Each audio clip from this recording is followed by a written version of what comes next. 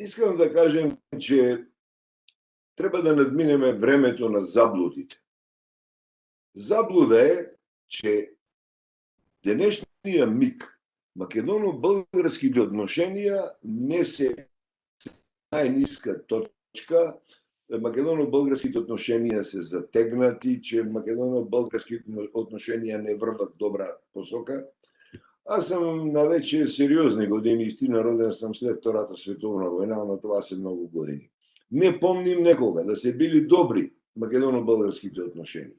Значи, това, което става сега, това е резултат на дълго наталожената битка за некаква македонска идентичност, която се води перманентно от, може да се каже, 30-тите години на миналия век, па до денешен ден, наталожените проблеми, които на една страна имате един активен, агресивен македонизъм, който захваща просторите на България, поддържан от Сръбската академия на науките и от Белград, и разбира се поддържан от Русия.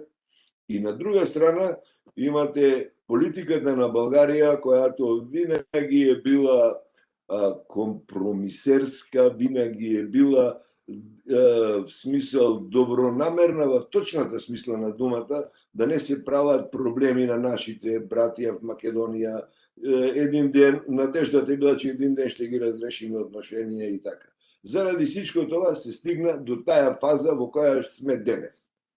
Денес, когато се разбра, че всичките крачки, които ги е направила България към Македония, не се правилно оценени, денес лека по лека България почва да приема неприятели низ Европа, условно казано, които никога не се били срещу България. Но силната македонистична пропаганда е овъзможила в този даден момент по-големите държави да застанат в защита на малката и невинна държава Македония, без да познават предисторията на сукобите. Затова дойде и до тия глупави изявления на хрватския президент Зоран Миланович, и затова дойде до много други неща. Днес и аз и вчера казах на утринския блок на националната телевизия, след битката всички са генерали. И всички искаме да се правиме важни. Да ми беше мене той памет. Тогава, който го имам днес, никога нямаше с въодушевление да приветствам признанието на Република Македония от страна на тогавашната българска държава и президента Жельо Желев. Това, което тогава беше с възторог и чест даден от страна на България, от македонската страна беше пречекано с отбиване.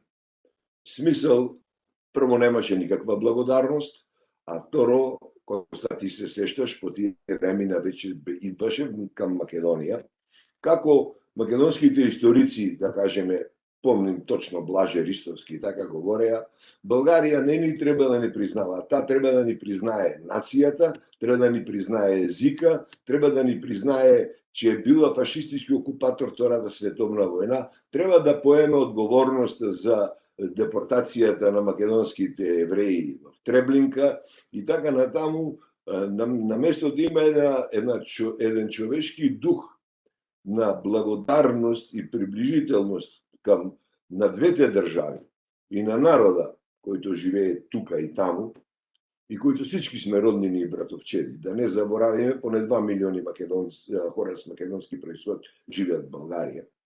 Ние тогава македонската, да кажем така, общност с ругатни се обърна към България. И България всичко това го премълчи. Епа, премълчиш един път, премълчиш друг път, премълчиш трет път.